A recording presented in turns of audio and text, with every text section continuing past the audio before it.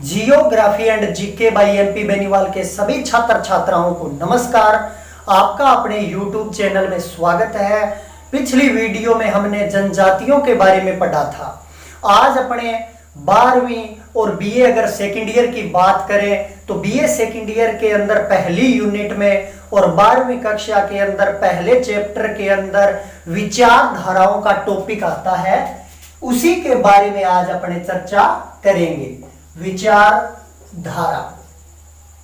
विचारधाराएं हैं वो अपने अगर बात करें तो मानव भूगोल के अंतर्गत 3 प्रकार की विचारधाराएं हैं। एक है नियतिवाद, दूसरी विचारधारा है संभववाद और तीसरी जो विचारधारा है वो है नवनियतिवाद। आज अपने इन तीनों विचारधाराओं के बारे में विस्तार से चर्चा करेंगे और तीनों ही विचारधारा है वो इंपॉर्टेंट या महत्वपूर्ण है। तो सबसे पहले अपने नियतिवाद की बात करते हैं। नियतिवाद जो विचारधारा है, इस विचारधारा के अगर प्रतिपादक की बात करें तो इसके जो प्रतिपादक है, इस विचारधारा को देने वाले हैं वो है फ्रेडरिक रेडजेल। फ्रेडरिक रेडजेल को इस विचारधारा का प्रतिपादक माना जाता है, मुख्य प्रणेता है वो माना जाता है। और फ्रेडरिक रेडजेल की इस कार्य में जो महत्वपूर्ण और सहायक भूमिका में जो थे उनका नाम था अलेक्जेंडर वॉन हम्बोल्ट। इन दोनों का इस विचारधारा के अंदर महत्वपूर्ण भूमिका है वो है। मुख्य भूमिका में फ्रेडरिक रेडजेल थे और सहायक की भूमिका के अंदर अलेक्जेंडर वॉन हम्बोल्ट थे। अगर इनके स्थान अथवा देश की बात करें कि ये कौन से देश के थे, तो ये दोनों ही जर्मनी के थे। जर्मनी के थे और इसीलिए नियतिवाद की विचारधारा को जर्मन विचारधारा के नाम से जाना जाता है। यानी कि कई बार जो प्रश्न आता है उसमें नियतिवाद की जगह आ जाता है जर्मन विचारधारा के बारे में बताइए, तो नियतिवाद है वही जर्मन विचारधारा है। दूसरी अगर अपने बात करें, कई बार इसमें यह जरूरी नहीं होता कि नियतिवाद शब्द ही आएगा, इसके अन्य भी कई नाम आते हैं। तो अपने अन्य नाम या उपनामों की चर्चा है वो कर लेते हैं। अन्य नाम अथवा उपनाम, यानी कि इस विचारधारा को अन्य किन नामों से जाना जाता है, तो नियतिवाद को निश्चयवाद के नाम से भी जाना जाता है। निश्चयवाद के नाम से भी इसको जाना जाता है। इसे पर्यावरणीय निश्चयवाद के नाम से भी जाना जाता है। इसे पर्यावरणीय नियतिवाद के नाम से भी जाना जाता है। तो इस प्रकार ये इसके उपनाम है। इसे जर्मन विचारधारा के नाम से भी जाना जाता है। नियतिवाद को अंग्रेजी में डिटरमिनिज्म के नाम से भी जाना जाता है। डिटरमिनिज्म, तो इसे इन्वायरमेंटल डिटरमिनिज्म भी कह सकते हैं। डिटरमिनिज्म के नाम से भी इसको जाना जाता है। तो यह इस विचारधारा के उपनाम या अन्य नाम है। अब अपने इस विचारधारा की अगर बात करें कि सिद्धांत रूप में इस विचारधारा की अगर बात करें तो इस विचारधारा का जो मुख्य बिंदु है वो यही है कि इस विचारधारा के अंतर्गत प्रकृति को सर्वोपरि बताया गया है। प्रकृति है वो सर्वोपरि है और मानव है वो न्यून है। यानी कि इस विचारधारा के प्रतिपादकों का मानना है कि जो प्रकृति है वो सर्वे सर्वा है, सर्वोपरि है, उससे ऊपर कुछ भी नहीं है। मानव की भूमिका को गौण या न्यून बताया गया है कि मानव की भूमिका गौण है, मानव प्रकृति के सामने कुछ भी नहीं है।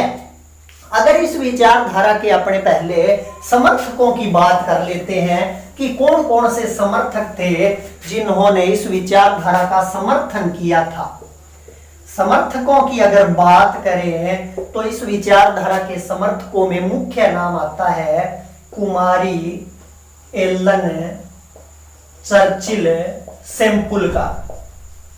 कुमारी एलन चर्चिल सेम्पुल यह अमेरिका यानी कि यूएसए संयुक्त राज्य अमेरिका की थी और रेड जेल की शिष्या थी। यह इनके विचारधारा से प्रभावित थी और इनकी विचारधारा को आगे बढ़ाने में इनकी महत्वपूर्ण भूमिका थी। इन्होंने अब इस विचारधारा के अंतर्गत बताया था कि अस्थिर पृथ्वी और क्रियाशील मानव के बीच में परिवर्तनशील संबंधों का अध्ययन मानव भूगोल है। ये इनकी परिभाषा है जो बहुत बार कंपटीशन या अन्य पेपरों के अंदर पूछी जाती है। 12वीं के पेपर में या सेकेंड ईयर में पूछी जाती है कि कुमारी एलन चर्चिल की परिभाषा बताइए। तो अस्थिर पृथ्वी यानी कि पृथ्वी है वो अपने को पता है अस्थिर है। पृथ्वी दो रूपों में लगातार गति कर रही है। एक है वो है परिक्रमण गति जिसके अंतर्गत यह सूर्य के चारों ओर चक्कर लगाती है। दूसरी है परिभ्रमण गति जिसे घूर्णन के नाम से भी जाना जाता है और घूर्णन गति के अंतर्गत पृथ्वी अपने अक्ष पर घूमती है। अक्ष पर घूमने से दिन रात बनते हैं और परिक्रमा करने से है वो 1 वर्ष की अवधि या 12 महीने का निर्धारण होता है।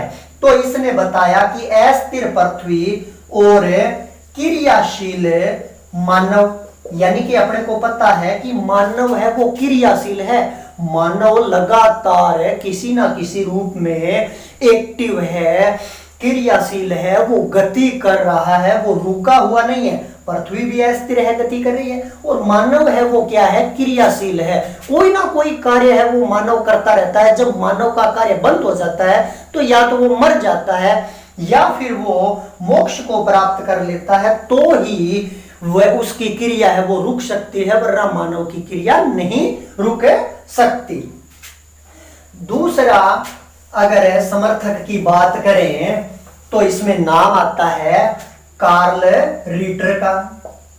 कार्ल रीटर है वो जर्मनी के थे और इन्होंने भी नियतिवाद की प्रगति के अंदर विकास में अपना महत्वपूर्ण योगदान दिया था। अगर अपने इस विचारधारा की बात करें और इसके जो प्रतिपादक है वो है फ्रेडरिक रेड जेल, तो इनकी एक परिभाषा है वो भी अपने आप में इंपॉर्टेंट है। इन्होंने क्या बताया था अपनी परिभाषा के अंतर्गत, इन्होंने कहा था कि मानव भूगोल मानव समाजों और धरातल के बीच संबंधों का संश्लेषित अध्ययन है। यानी इन्होंने बताया कि मानव भूगोल क्या है कि मानव के समाज यानी मानव समाज में रहता है, बहुत सारे अलग अलग समाज है, तो मानव समाजों और धरातल के बीच संबंधों के बारे में बताया। यानी कि बिल्कुल मानव किसी भी समाज में रहे, धरातल के साथ उसके संबंध है। कोई कृषि कार्य कर रहा है, कोई उद्योग कर रहा है, कोई परिवहन का कार्य कर रहा है, कुछ भी करे, उनका धरातल के साथ संबंध है वो अवश्य है। तो मानव भूगोल क्या है कि मानव समाजों और धरातल के बीच संबंधों का संश्लेषित अध्ययन है। अब अपने इस विचारधारा की बात करें तो फ्रेडरिक रेड जेल ने इस विचारधारा के अंतर्गत बताया कि प्रकृति है वो सर्वोपरि है, मानव है वो इसके सामने कुछ भी नहीं है। मानव, इन्होंने प्राचीन काल का उदाहरण लेते हुए बताया कि जब मानव जंगलों के अंदर, गुफाओं के अंदर रहता था, प्रकृति के छांव में वो रहता था, क्योंकि आज तो मानव ने अपना सांस्कृतिक वातावरण बना लिया है, लेकिन उस टाइम में केवल प्राकृतिक वातावरण ही था। तो उस टाइम के अंदर मानव है वो प्रकृति पर निर्भर था, प्रकृति ही सर्वोपरि थी, प्रकृति से ही वो, प्रकृति के अंदर आश्रय यानी उसका घर था, प्रकृति से ही वह भोजन प्राप्त करता था।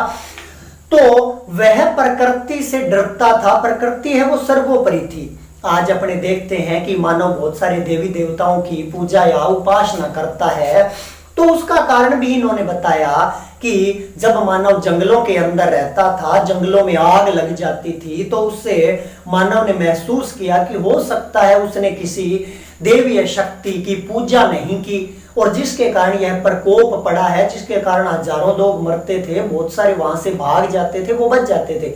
तो जो बच गया उसने उसे एक देवता मान लिया, और वहां से अग्निदेव है वो उत्पन्न हो गए। या इसी प्रकार बहुत ज्यादा बारिश आ गई, बाढ़ आ गई, लोग डूब के मर गए, तो इंद्र देवता या फिर जल देवता। इसी प्रकार से अगर समुद्र तटीय इलाके में था तो सुनामी से मर गया।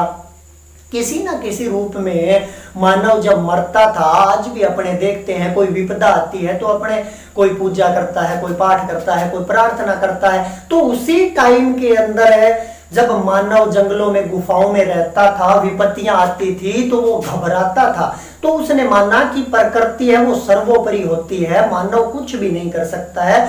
आज भी अपने देखते हैं किसी इलाके में ज्वालामुखी विस्फोट होता है, भूकंप आ जाता है, तो बहुत सारे लोग मारे जाते हैं, जो भाग जाते हैं वो ही केवल बचते हैं। यानी प्रकृति ही सर्वोपरि है, मानव प्रकृति के सामने कुछ भी नहीं है।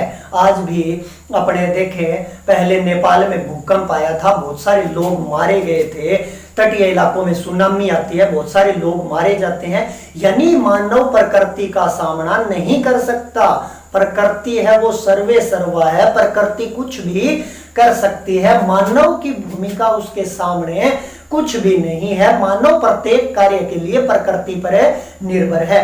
मानव को प्रकृति से ही भोजन प्राप्त होता है। मानव ने आज जो मकान बनाए हैं, पत्थर के हैं, ईंटों के हैं, मिट्टी भी प्रकृति से मिलती है, चट्टानी टुकड़े हैं, पत्थर है, वो भी प्रकृति से मिलते हैं। मानव कृषि कार्य करता है, मिट्टी के अंदर फसलों का उत्पादन करता है, प्रकृति से ही उसको जलवायु है, बरसात है, ये चीजें प्राप्त होती है। नदियों में पानी है वो प्रकृति के कारण ही आता है। यानी कि प्रकृति है वो सर्वोपरि है, मानव उसके सामने कुछ भी नहीं है। यही इस विचारधारा के अंतर्गत फ्रेडरिक रेटजेल ने बताया था।